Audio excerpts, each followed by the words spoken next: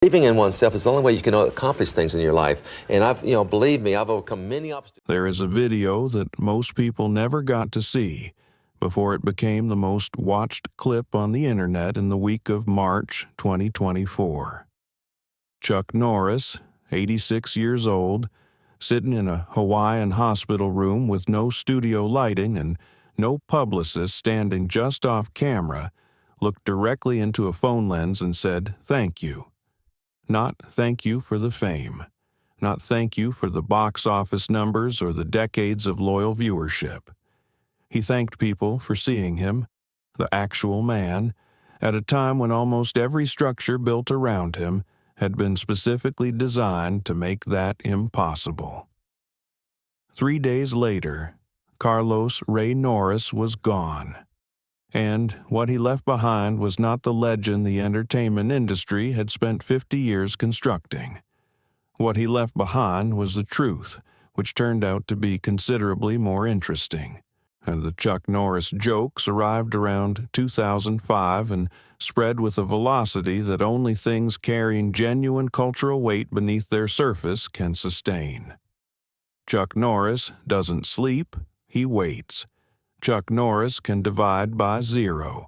When Chuck Norris enters a room, he doesn't turn the lights on, he turns the dark off. The jokes were absurdist and affectionate, and he was publicly gracious about them in ways that only deepened their reach. But underneath the cleverness sat something the internet never quite examined directly. What those jokes were actually building, one punchline at a time, was a cage. The world had made a collective decision about who Chuck Norris was permitted to be, and the decision was this: powerful, indestructible, permanent, and entirely beyond the reach of ordinary human suffering. He could not be tired, and he could not be grieving. He could not need things that fame and a formidable reputation could not provide. The jokes dressed a prison up as a throne, and the man inside watched it happen with an expression that no camera crew in all those decades ever quite managed to catch. To understand what his final farewell actually carried, you have to go back not to Hollywood, but to a series of cramped, frequently relocated homes across Oklahoma in the late 1940s, where a boy named Carlos Ray Norris was receiving his first and most enduring education about the world. His father was an alcoholic, and the household moved constantly to match the chaos of a man who could hold neither a job nor his own life together. Carlos was not a natural fighter, deeply shy, completely unathletic, and a consistent target for bullies everywhere. The family's restless displacement set him down. He moved through new schools and new neighborhoods and new configurations of cruelty from children who could sense vulnerability and never mistook it for something worth protecting. That experience did not heal. It hardened, calcified, and became part of the architecture of everything he built afterward. The Air Force took Carlos Norris at 17, and it was the first institution in his life that offered structure without accompanying punishment. Stationed in South Korea, he encountered Tang Soo Do, a Korean martial art of precision and disciplined elegance that spoke directly to the part of him that had always wanted order.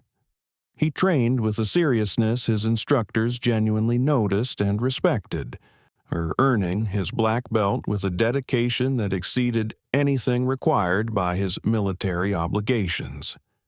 What he was learning for the very first time was that his body was capable of something approaching grace, and that the frightened boy from Oklahoma was not fundamentally broken. He was simply unfinished, and that distinction changed everything about what came next. Karate schools followed after he returned to America, and the reputation spread through the competitive martial arts world until it reached people with the power to redirect his life entirely. The 1972 appearance alongside Bruce Lee in The Way of the Dragon announced him to an international audience in the most arresting possible manner. Two genuine masters in a Roman Colosseum, this with minimal dramatic embellishment and no swelling score to direct the audience's emotional response. Just two exceptional physical performers operating at the absolute peak of their abilities. That sequence remains one of the most technically studied fight scenes in cinema history, and it established Chuck Norris not as an actor who had learned to simulate combat, but as an actual martial artist who had discovered he could hold a screen. The studios found this distinction enormously useful. They would, in time, use it against him in ways that neither he nor anyone watching that Colosseum scene could have anticipated. By the 1980s, American action cinema was operating at a level of cultural confidence that now seems almost difficult to fully comprehend, and Chuck Norris sat near the center of it. The studio executives understood exactly what they possessed and moved with efficient precision to ensure they retained full control of it. The contracts signed during this period were financially generous and restrictive in every other way that mattered. They dictated not just which films he would make, but what kind of person he was permitted to appear to be while making them. Vulnerability was not in the contract. Grief was not in the contract. He was an asset generating revenue, and the people holding the contracts had no professional interest in what sustaining that asset was costing the human being housed inside it. Missing in Action, released in 1984, required more from him than any production he had ever agreed to, and the public received it most simply as a solid box office action film. What the marketing materials never mentioned was that every moment of that film ran saturated with a grief that needed no performance and received none.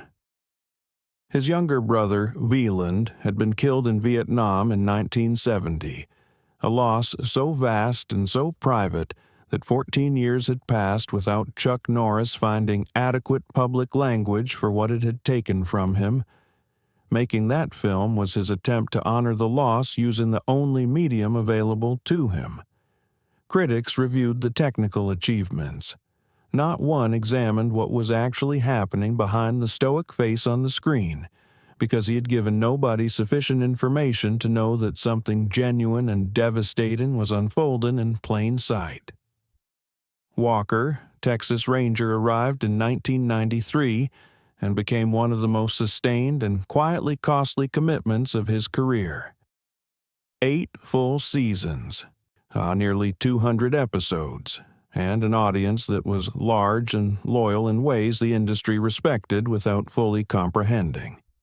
He believed in what the show represented and was genuinely proud of the values it communicated to the families who gathered weekly to watch it.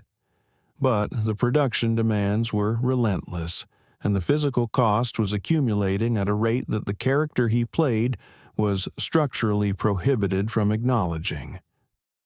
Walker did not limp. Walker did not request an additional recovery day because his body had stopped cooperating. Walker existed in a state of perpetual physical capability that required a man in his 50s and then his 60s, carrying a long history of significant accumulated injuries, here to spend extraordinary energy every single working week manufacturing the appearance of a physical condition he no longer naturally possessed. He performed this maintenance reliably and without complaint for nearly a decade, and the performance was so effective that almost nobody paused to consider what the work was actually taking. The betrayals that followed accumulated not through any single dramatic rupture, but through a long series of small and individually deniable abandonments. And this is where it gets worse. Phone calls placed and not returned. Meetings that appeared on calendars and then disappeared from them. Professional relationships described at glamorous public occasions in the warmest possible language, which revealed their actual depth the moment circumstances required something beyond what the entertainment industry conventionally provides. He had always been a private man, constitutionally disinclined toward public complaint, shaped by a martial arts philosophy that placed enormous value on dignity and restraint even under sustained provocation. The industry understood this and made extensive use of it. He would not make scenes. He would absorb what was being done without providing the visible reaction that might have forced the people doing it to acknowledge what it was. None of that mattered when Gina became seriously ill. His second wife suffered medical complications of a severity that placed her life in genuine and sustained danger. And that is when the machinery he had served for decades performed its own kind of triage with cold efficiency. Production timelines were assessed carefully, and the concept of extended personal accommodation was evaluated against its cost to the schedule and found professionally inconvenient. People who had stood beside him at countless public occasions and described themselves as his closest colleagues became, with remarkable speed, impossible to reach. The message, delivered through the careful language of intermediaries, was direct in its implication. The work was the priority. The work had always been the priority, and any personal circumstance creating interference was his responsibility to manage without disrupting the production. And that changed everything. He did not hold a press conference. While he did not compose a carefully worded public letter about the industry's incapacity to treat the people who made it rich as human beings entitled to ordinary consideration. He simply stopped, and the decision came without announcement, in the manner of a man who had spent enough years in a business that rewarded noise to understand the power of genuine silence. He went home to be with Gina. He became her caregiver in the fullest and least glamorous sense, present for treatments and fear and the grinding, uncertain work of recovery that no stunt coordinator can assist with and no director can call cut on. No cameras documented that act of courage. No industry awards existed for the kind of strength it required. The years outside Hollywood were not years of diminishment. Freed from the most crushing obligations of a myth that had never fully fit him, he found room for things that decades of relentless production schedules had made nearly impossible to access. His faith deepened and became more personal. His relationships with his family expanded into something more present and more reciprocal than a major entertainment career had ever permitted. Those who knew him well during those quieter years speak consistently of a warmth that the action hero persona had always made difficult to convey, a dry and self-aware humor about the distance between the legend the world had built and the man he clearly and privately knew himself to be. The final message was recorded in a Hawaiian hospital room in the days before his death, and it was the most defiant act of his entire career, though not because it attacked anything or anyone. The defiance ran in the opposite direction entirely, which is what made it land with the force it did. He looked into a simple camera without a script, without a publicist, without any visible concern for how the entertainment industry might receive what he was about to say, and spoke with the unhurried clarity of a man who understood he was speaking for the last time. He did not name the executives who had treated him as an interchangeable component. He did not revisit the broken promises or describe the coldness of being abandoned by people who had once used the word brother to describe the professional relationship. He chose something far more radical than anger. He chose gratitude, real and specific and unmanaged, for his faith, for his family, and for the fans who had, across 5 decades, had managed to see something real in him and stayed with it. When news of his death reached the world a few days after that video circulated, the response ran quieter than expected, more interior than the passing of a celebrity of his magnitude typically produces. Millions of people who had grown up watching Chuck Norris work through every problem with his fists and his convictions found themselves sitting with a grief that surprised them with its personal weight. They had believed they were fans of a character, of a franchise, of a reliable supplier of a particular cinematic feeling. What the moment of his passing revealed was that they had actually been watching something more genuine than the screen persona had ever been authorized to express. Somewhere beneath the mythology, the real man's limitations had always been faintly and unmistakably visible, and they had loved him because of that visibility, not despite it. Carlos Ray Norris lived 86 years, and what he built across those years extends far beyond any individual film, any television series, or any viral cultural moment.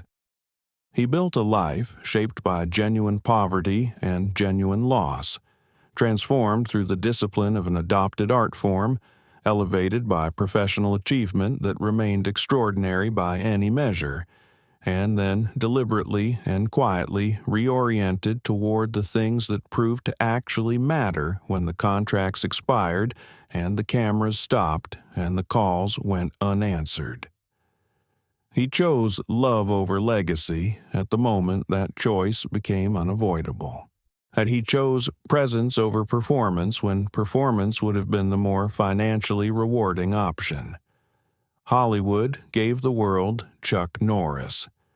Carlos Ray Norris, in his final days, gave the world something that cannot be manufactured or franchised or turned into any joke. He gave it himself, completely and without remainder, and it was, as it turned out, more than enough.